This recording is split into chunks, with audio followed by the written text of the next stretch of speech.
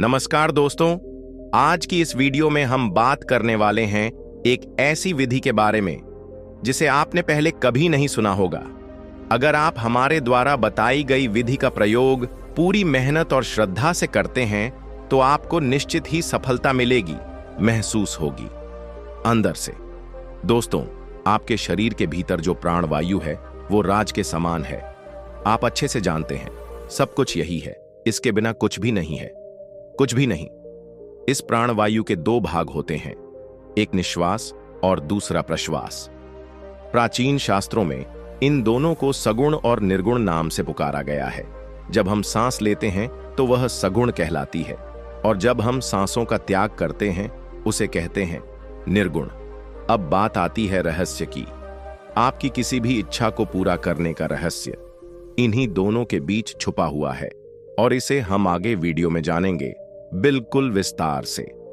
मैं आज जो प्रयोग आपको बताने जा रहा हूं उसका असर आपके जीवन पर पहले ही दिन से दिखने लगेगा। तो कृपया वीडियो को ध्यान से और पूरा देखें ताकि कोई भी प्रयोग आपसे छूट न जाए।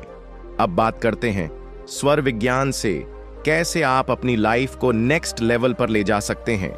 जैसा कि आपने फर्स्ट विधि में सीखा, सांसें कैसे काम करती हैं और इस स्वर विज्ञान का आधार क्या है।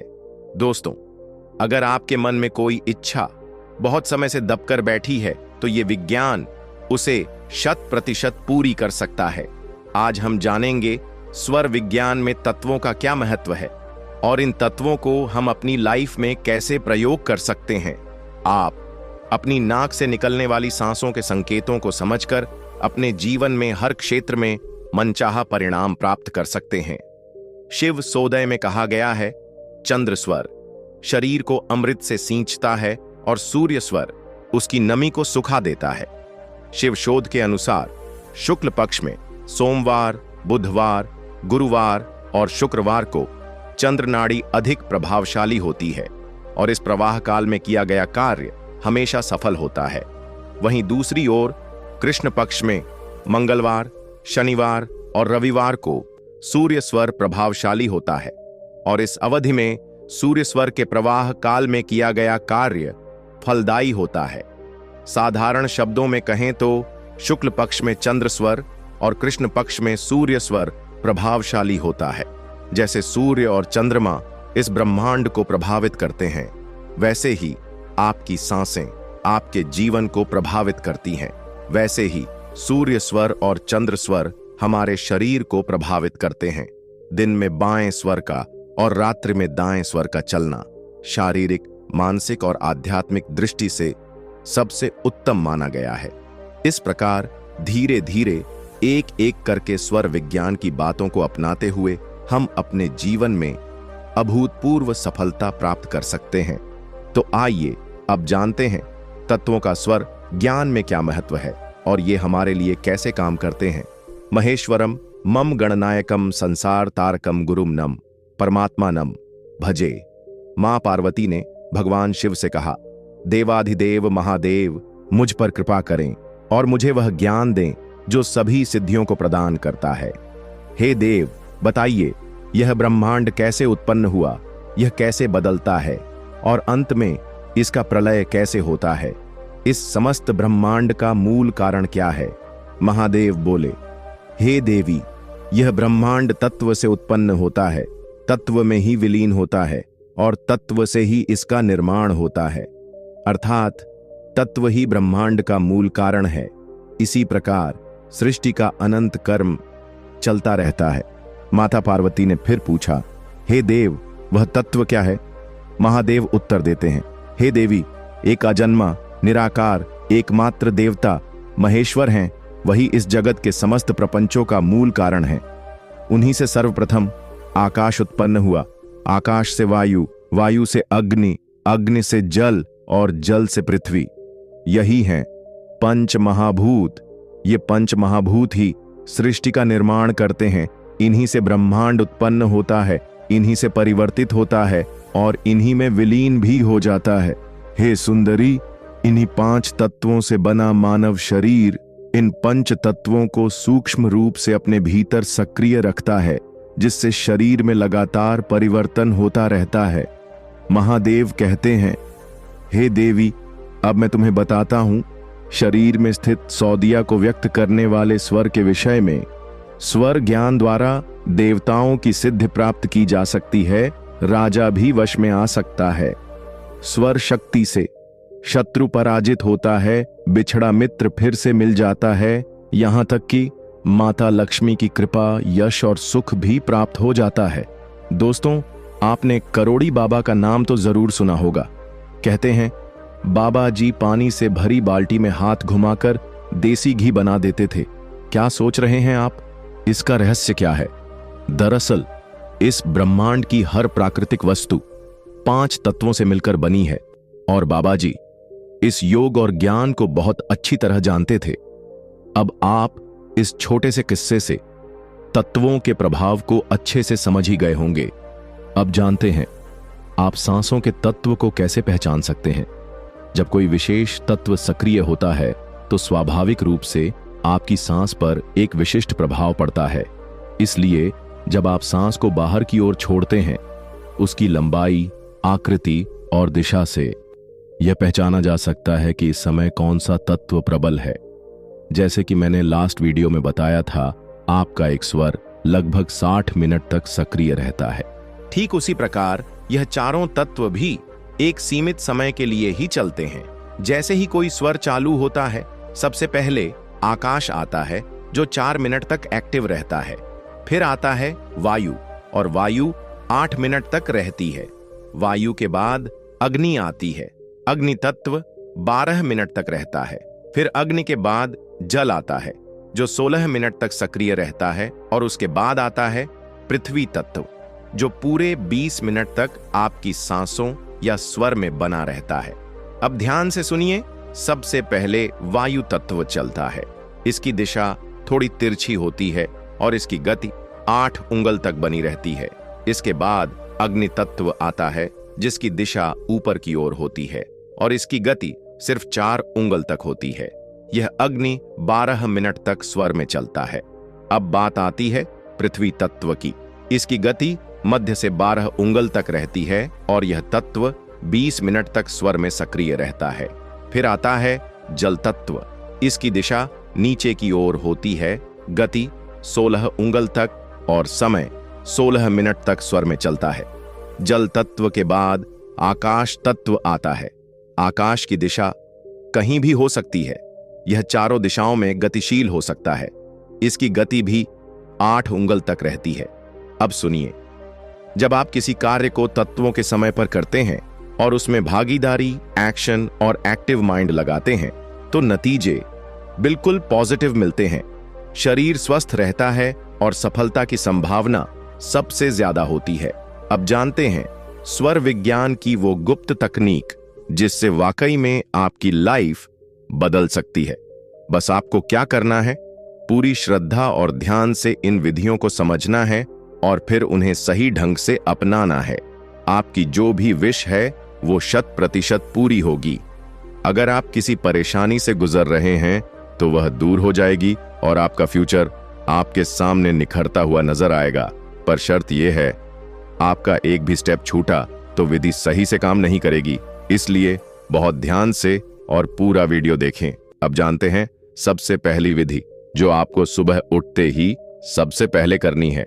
दोस्तों, जब आप सुबह उठते हैं तो सबसे पहले अपने बेड पर बैठकर ईश्वर का ध्यान करना है। फिर अपनी सांसों को चेक करना है। आपकी जो भी नाक चल रही होगी उसी साइड का हाथ अपने गाल या मुंह पर लगाना है, मतलब मुंह को हल्के से टच करना है। फिर एक लंबी गहरी सांस लेनी है। सांस लेते समय आपकी जो भी विश है, जो भी गोल है, उसे मन में बोलना है। जैसे कि मुझे IAS बनना है, मुझे अपने दोस्त से मिलना है, मुझे मेरी पसंद की जॉब मिल जाए, मेरी शादी मेरी पसंद से हो जाए। जो भी इच्छा है उसे इस वक्त मन में बोलिए। अब उस विश को सांस के साथ अपने मणिपुर चक्र यानी नाभि में ले जाएं और कुछ पल तक सांस वहीं रोक कर रखें, जितना आप आराम से रख सकते हैं। अब कोशिश करें कि उस समय अपने गोल को पूरा होते हुए देखिए, अपने मन में, अपनी आंखों में। अब उसी साइड का पैर जिस साइड का स्वर चल रहा हो सबसे पहले धरती पर रखिए, फिर दूसरा पैर रखिए। अब अपनी सांसों को इस ब्रह्मांड में छोड़ दीजिए। ऐसे मानिए आपकी इच्छा ईश्वर तक पहुंच चुकी है। बस समझ लीजिए आपकी सांसें ही साक्षात शिव और पार्वती मां हैं। अब आपकी विश को कोई भी रोक नहीं सकता। और दोस्तों, अब जानते हैं दूसरी विधि जो सबसे तेज रिजल्ट देती है। इस विधि को बहुत ध्यान से सुनिए क्योंकि इसका प्रोसेस थोड़ा खास है। इसमें एक दिया प्रज्वलित करना होता है। आप इसे शाम को या सुबह किसी एक समय जला सकते हैं या चाहें तो दोनों समय भी कर सकते हैं। आपको लाभ ही होगा। अब इस दिए को जलाने का प्रोसेस ध्यान से समझिए। आपको क्या करना है, एक पीतल या तांबे का दिया लेना है, फिर उसमें डालना है देसी घी और साथ में दालचीनी का पाउडर और भीम कपूर।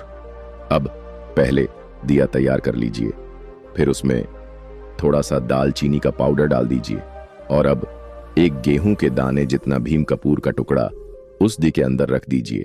अब क्या करें, अपनी सांसों को गहराई से भीतर लें, फिर उसे होल्ड करें और अपनी विश बोलें, जैसे कि मेरा बिजनेस दिन दुगुनी रात चौगुनी तरक्की करे, मेरी सेल बढ़ जाए, मेरे क्लाइंट्स बढ़ जाएं।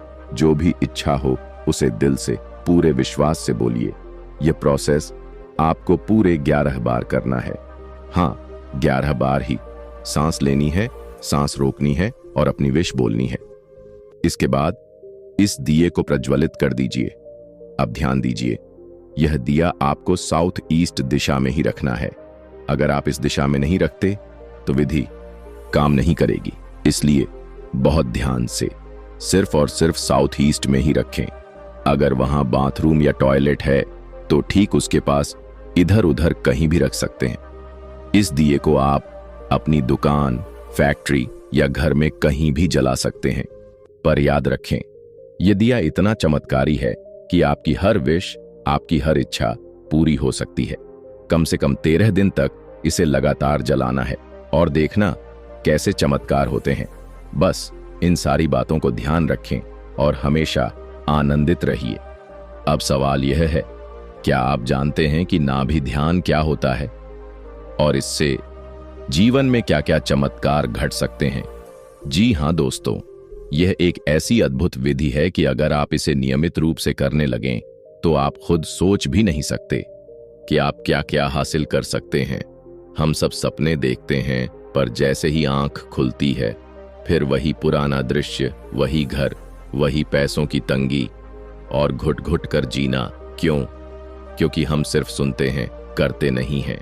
लेकिन अब नहीं, अब बस यह वीडियो बहुत ध्यान से देखिए और जो भी विधि इसमें बताई जाए उसे पूरा नियम पूर्वक कीजिए। फिर देखिए, आप जो चाहें वही हकीकत बन जाएगा। मैंने इस वीडियो में 2 तरीकों से समझाने की कोशिश की है। एक, कहानी के जरिए, ताकि आप महसूस कर सकें कि यह सच में हो सकता है, और दूसरा, सटीक कार्य विधि के माध्यम से। तो प्लीज इस वीडियो को जरा भी स्किप मत कीजिए, क्योंकि इसका असर आपकी पूरी जिंदगी बदल सकता है। लेकिन याद रखिए, सिर्फ सुनने से कुछ नहीं होगा। मैं आपको रास्ता दिखा सकता हूं, पर चलना आपको ही पड़ेगा। तो चलिए अब शुरू करते हैं। हमारे जीवन में क्या क्या चमत्कार हो सकते हैं। बहुत समय पहले एक छोटे से गांव में राघव नाम का एक व्यक्ति रहता था। राघव एक साधारण किसान था, लेकिन उसके भीतर एक बेचैनी थी, जीवन के गहरे रहस्यों को जानने की एक तीव्र प्यास। वह जानता था कि कुछ अधूरा है, लेकिन उसे यह समझ नहीं आ रहा था कि उस अधूरेपन को कैसे पूरा किया जाए। एक दिन गांव में एक प्रसिद्ध संत आए, जिन्हें लोग योगी शिवानंद कहते थे। वे जाने जाते थे नाभि ध्यान की विधि के लिए। उन्होंने कहा, नाभि ही जीवन ऊर्जा का केंद्र है। अगर इसे ठीक से जान लिया तो जीवन की हर गुत्थी सुलझ जाएगी। राघव ने उनसे अपनी समस्या साझा की और ध्यान की विधि सीखनी शुरू कर दी। शुरुआत में मुश्किलें आईं, ध्यान भटकता था, पर धीरे धीरे उसने नाभि पर ध्यान केंद्रित करना सीख लिया। और फिर जैसे जैसे समय बीता, उसके शरीर और मन में अद्भुत परिवर्तन आने लगे। कुछ ही महीनों में राघव ने नाभि में एक ऊर्जा का स्रोत महसूस किया। उसने जाना कि यही है जीवन का मूल केंद्र। अब उसकी सारी समस्याएं धीरे धीरे समाप्त हो गईं। एक दिन ध्यान की गहराई में राघव को एक दिव्य दृष्टि दिखाई दी। उसने देखा कि नाभि ध्यान के माध्यम से वह ब्रह्मांड के हर रहस्य को समझ सकता है। उसे जीवन की सच्चाई का अनुभव हुआ और उसने जाना कि उसकी सारी समस्याएं केवल उसकी सोच का परिणाम थीं। अब राघव पूरी तरह से बदल चुका था। वह एक शांत, संतुष्ट और आनंदमय जीवन जीने लगा। उसकी यह आध्यात्मिक यात्रा पूरे गांव के लिए प्रेरणा का स्रोत बन गई। लोग दूर दूर से आने लगे नाभि ध्यान की विधि सीखने के लिए, और राघव ने संत योगी शिवानंद की तरह ही अपने जीवन को दूसरों की सेवा में समर्पित कर दिया। तो चलिए अब बढ़ते हैं कार्यविधि की ओर। अब आप पूछेंगे, क्या यह हर किसी के लिए है? तो जवाब है हां। ज्यादातर लोग ध्यान तो करते ही हैं, लेकिन आज का टॉपिक उन सभी साधकों के लिए बहुत ही खास होने वाला है, क्योंकि आज की इस वीडियो में हम बात करेंगे नाभि केंद्र की संपूर्ण विधि के बारे में। ध्यान दीजिए, नाभि केंद्र पर ध्यान, नाभि पर चेतना का आना जाना, यह स्वाभाविक है। नाभि का केंद्र ध्यान का सबसे बड़ा प्रधान होता है। क्यों? क्योंकि हमारी नाभि हमारे शरीर का केंद्र बिंदु होती है, और अगर आपकी चेतना इस नाभि केंद्र पर स्थिर हो जाए तो यकीन मानिए अद्भुत चमत्कार आपको देखने को मिलते हैं। इसे एक उदाहरण से समझिए। आपके भीतर जितनी भी संभावनाएं हैं, जितनी भी पॉसिबिलिटीज हैं, वो सभी तभी सक्रिय होती हैं जब आपकी चेतना पर्टिकुलर उस हिस्से पर स्थिर हो जाती है। जैसे मान लीजिए, अगर आपकी चेतना मस्तिष्क में स्थिर हो जाए तो क्या होगा? आपके अंदर एक विचारक की क्षमता आ जाती है। आज मनुष्य ने जो कुछ भी हासिल किया है, जो भी ऊंचाई पर हम पहुंचे हैं, वो सब किसके कारण? विचारों के कारण। पर विचार सिर्फ सोचना नहीं होता, उन्हें एक्शन की जरूरत होती है, तभी तो कोई चीज वास्तविकता में बदलती है। तो अगर किसी व्यक्ति की चेतना मस्तिष्क में टिक जाए और वहीं रहने लगे, तो वह व्यक्ति एक जबरदस्त विचारक बन सकता है। अब ध्यान रखने वाली बात यह है, विचार किसी भी प्रकार के हो सकते हैं, अच्छे भी और बुरे भी। उदाहरण आपके सामने है। आज की दुनिया में जितने अच्छे विचार वाले लोग हैं, उतने ही बुरे विचार वाले लोग भी हैं। बुराई भी ऊंचाई पर है। इसका मतलब, जब आपकी चेतना मस्तिष्क में होती है तो मस्तिष्क की हर संभावना जागने लगती है। अब बात करते हैं, अगर आपकी चेतना हृदय चक्र में स्थित हो जाए तब क्या? तब आप रहते हैं भाव के बवंडर में। आप अत्यधिक भावुक हो जाते हैं। आप हर चीज को दिल से महसूस करते हैं, और जब आप भावना की गहराइयों में उतरते हैं तभी आप भक्ति और उपाधियों को प्राप्त कर पाते हैं। इसलिए जितने भी लोग इस पृथ्वी पर भक्ति में डूबे हैं, जिन्होंने अपना जीवन ईश्वर को समर्पित किया है, उनकी चेतना हृदय कमल में विराजमान होती है। अब आते हैं मूल आधार चक्र पर। अगर आपकी चेतना नाभि से नीचे मूलाधार चक्र पर स्थिर हो जाए तो क्या होगा? आप मुक्त महसूस करेंगे, परंतु आपके जीवन में केवल एक ही सुख होगा, काम वासना का सुख। ऐसे व्यक्ति पैसा कमाते हैं, पद प्रतिष्ठा कमाते हैं, लेकिन उनके पीछे का मकसद सिर्फ एक, काम वासना यानी शारीरिक सुख ही उनका परम सुख होता है। उन्हें फर्क नहीं पड़ता कि दुनिया में कौन क्या कर रहा है। उन्हें लगता है सब कुछ यही है, और वो खुद को सही साबित करने के लिए किसी भी हद तक जा सकते हैं। परंतु अब सुनिए सबसे महत्वपूर्ण बात, नाभि केंद्र एक ऐसा केंद्र बिंदु है जहां अगर आपकी चेतना स्थिर हो जाए तो आप क्या पा सकते हैं? समाधि। हां, आप भावनाओं के पार, विचारों के पार चले जाते हैं। मतलब आपको अपने सभी चक्रों से बाहर निकलने के लिए अपनी नाभि केंद्र पर आना ही होगा। चेतना का वहां आना अत्यावश्यक है। उसके बाद ही आप अपने सहस्रार चक्र के पार निकल पाएंगे। हमारे योग में स्थूल शरीर के बाद और भी शरीरों की बात की गई है। मतलब अगर आपको परम मुक्ति चाहिए तो आपको अपने सभी शरीरों के पार निकलना होगा। आपका शरीर भौतिक जगत से बंधन में रखता है। तो जैसे ही आप अपने भौतिक शरीर के बाहर निकलते हैं, वैसे ही आप इस भौतिक जगत के पार निकल जाते हैं। और इस पौष्टिकता के पत्तों को तोड़ने के लिए आपकी चेतना का नाभि केंद्र पर आना अत्यंत आवश्यक है। जैसे ही आप अपने शरीर के केंद्र में स्थित होते हैं, तो चलिए समझते हैं। आप प्रमाण के केंद्र में स्थित हो गए। अपना बैलेंस बना लीजिए, एक संतुलन, क्योंकि आपकी नाभि से एक प्रकार की मैग्नेटिक ऊर्जा जनरेट होती है जो आपकी सुषुम्ना नाड़ी को व्यवस्थित करती है।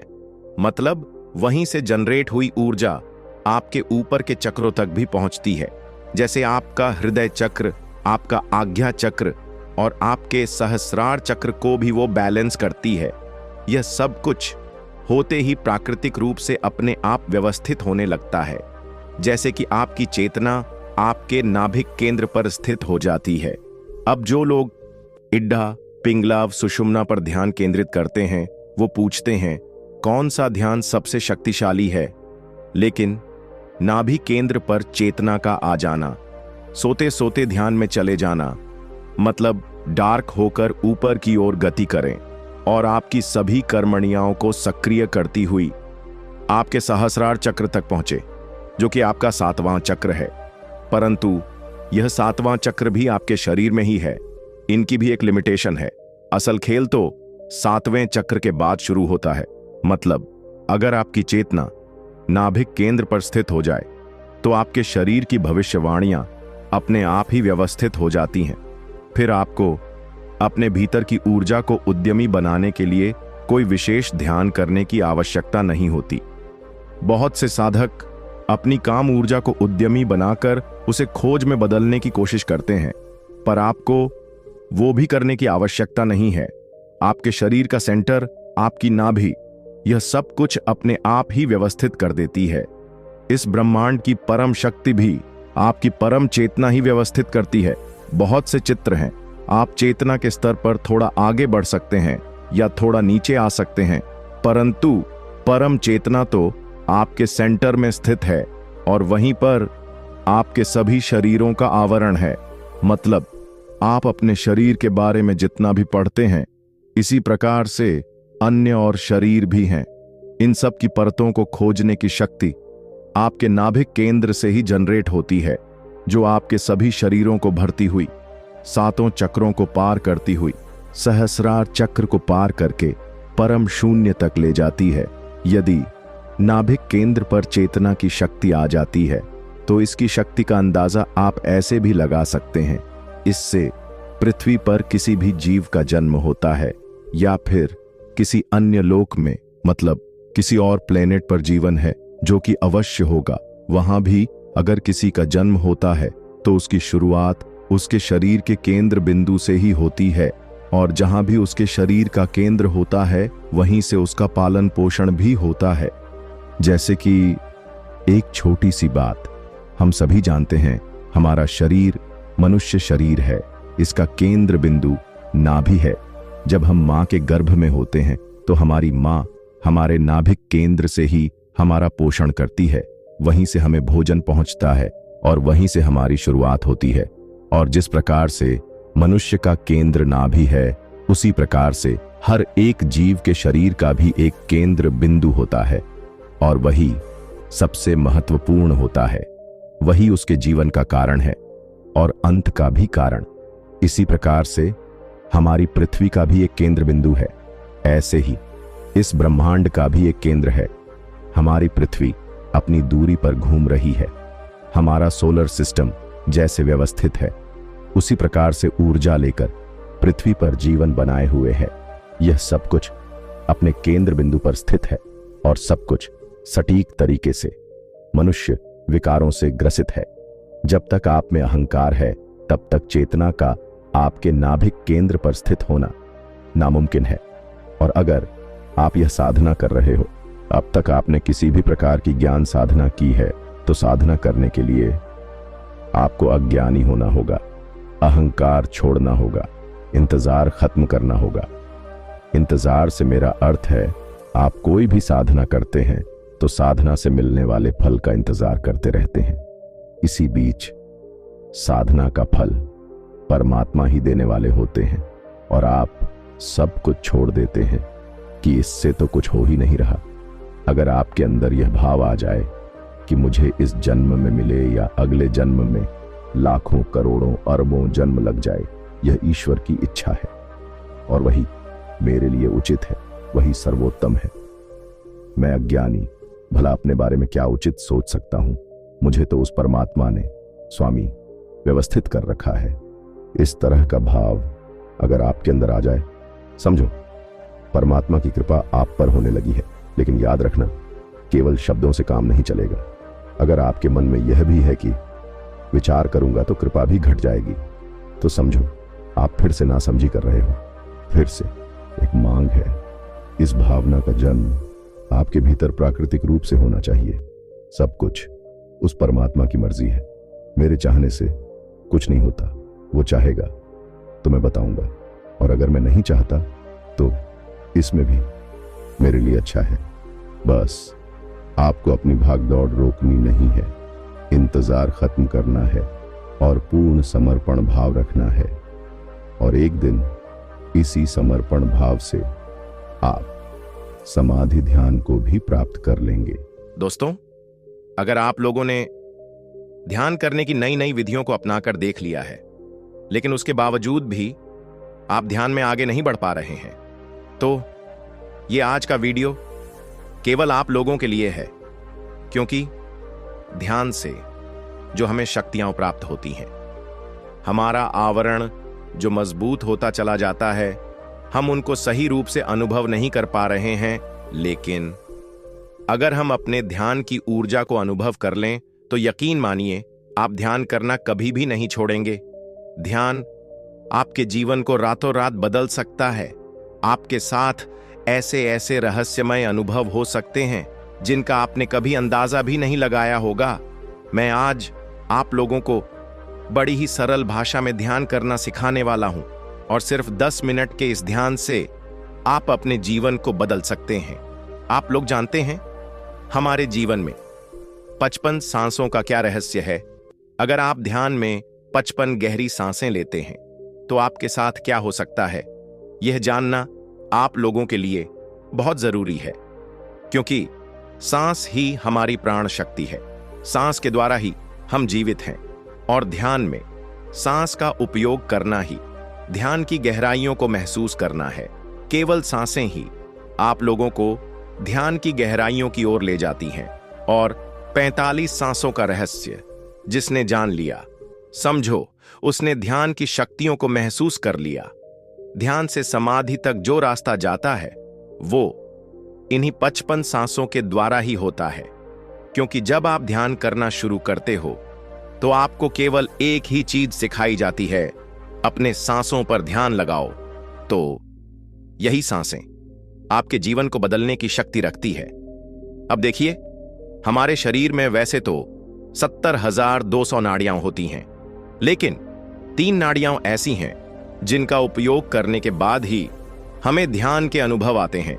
इन्हीं 3 नाड़ियों पर ध्यान के साथ साथ अनेकों शक्तियां भी प्राप्त होती हैं, और इन 3 नाड़ियों का हमारी छठी इंद्री से सीधा संबंध होता है।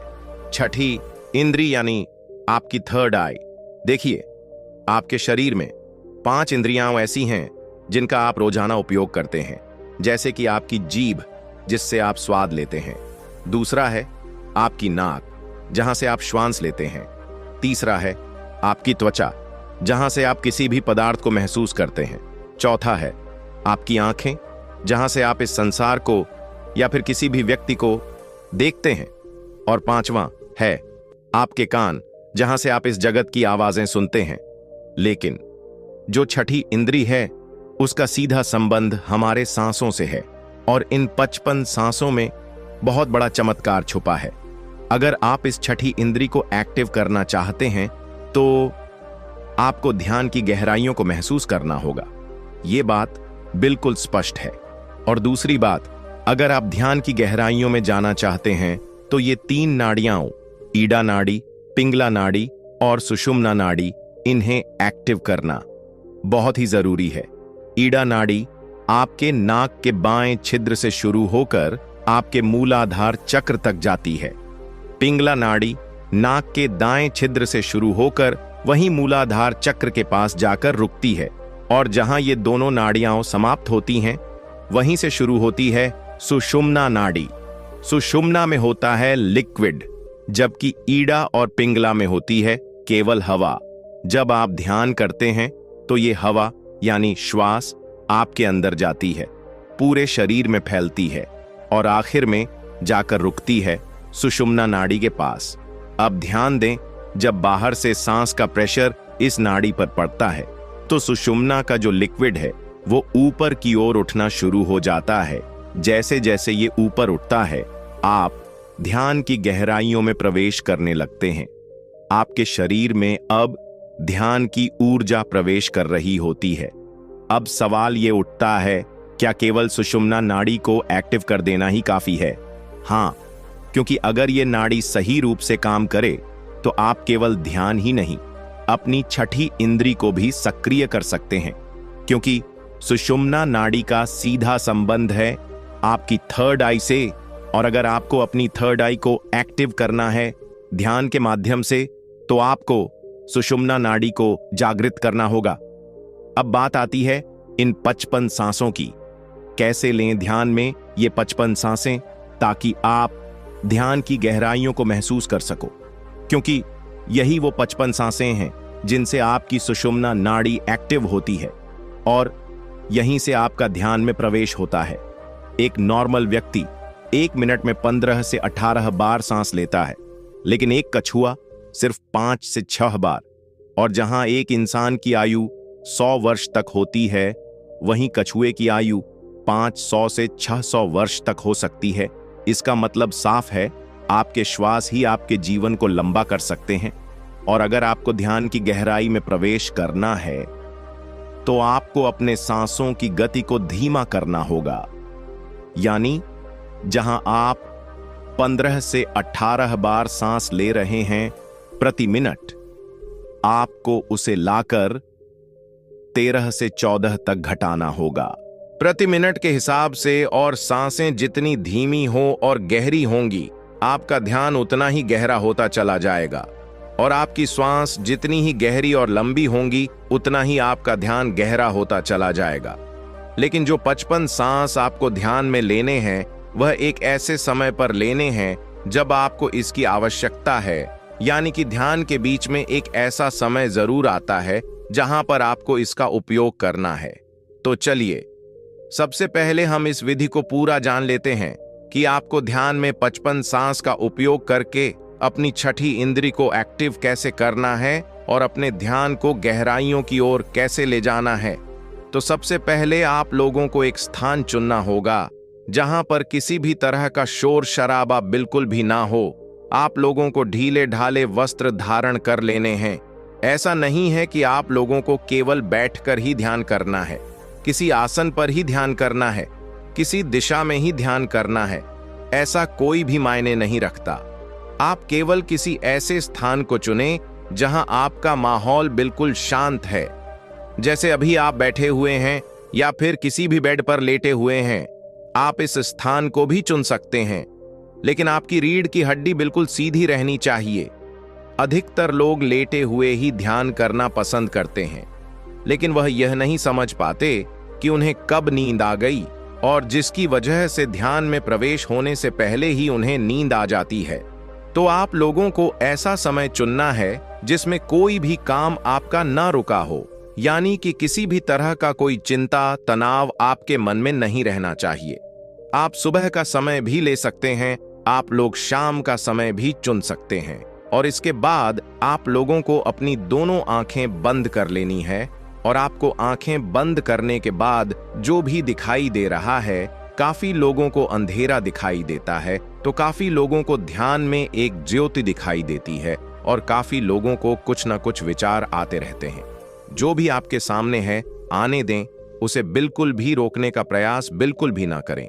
केवल अपना ध्यान अपने शरीर के ऊपर ले आएं, यानी अपने हाथों पर, अपने पांव पर, अपने पूरे शरीर पर, अपनी बाजुओं पर, अपने हार्ट पर, अपने पीठ पर, और इसी तरह से अपने पूरे शरीर को ध्यान में महसूस करते रहे।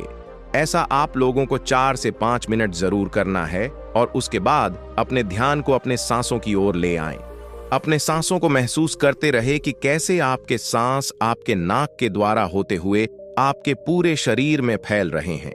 आपको महसूस होगा कि वह सांस आपकी नाक से शुरू होकर आपके पेट तक जा रहा है, लेकिन वह श्वास आपके पूरे शरीर में घूमता है। आपके शरीर के हर पार्ट में आपका श्वास चलता है और यहीं पर आप लोगों को अपने 55 सांस का इस्तेमाल करना है। यानी कि आप लोगों को इसी समय पर 55 सांस लेने हैं। लेकिन किस तरह से लेने हैं? आप लोगों को गहरा सांस लेना है, लेकिन वह लंबा होना चाहिए, उसका समय लंबा होना चाहिए।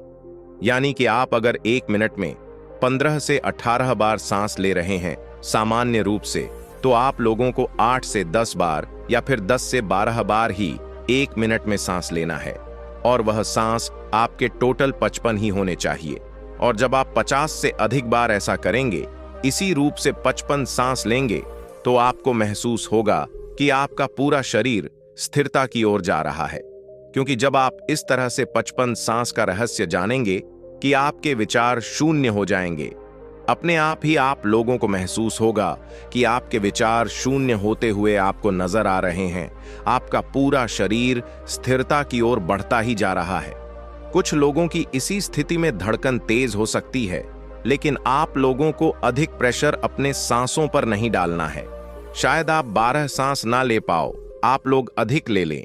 जैसे आप 1 मिनट में 14 से 15 सांस लें, तो बेशक आप ले, लेकिन धीरे धीरे हर रोज आपको यह प्रैक्टिस करनी है कि 55 सांस आप लोगों को बिल्कुल धीमी गति से लेने हैं और लंबे लेने हैं, और अपना ध्यान केवल अपने सांसों पर रखें। किसी भी तरह से आप लोगों को यह महसूस नहीं करना है कि क्या आपका शरीर है, किस स्थान पर आप बैठे हैं, अब क्या समय हुआ है, कितना समय आपको ध्यान करना है। इन चीजों पर आप लोगों को बिल्कुल भी ध्यान नहीं करना है। और यकीन मानिए, जब आप लोग 5 से 6 बार यानी कि 5 से 6 दिन ऐसा करेंगे, तो आपका शरीर स्थिरता की ओर बढ़ना शुरू हो जाएगा। यानी कि आप लोगों का ध्यान लगना शुरू हो जाएगा। आपका ध्यान आपकी बॉडी से हटकर इस वातावरण में घूमना शुरू हो जाएगा। आप लोग समाज की ओर बढ़ना शुरू हो जाओगे। आप लोगों को अनेक प्रकार के अनुभव आएंगे, लेकिन जरूरी बात इसमें आपको यह याद रखनी है कि आपके रीढ़ की हड्डी बिल्कुल सीधी रहनी चाहिए जब आप इस विधि का प्रयोग कर रहे हो। यह ध्यान उसी प्रकार होगा जैसे पसंद ध्यान के जरिए ही आप लोगों को इस विधि को अपनाना होगा।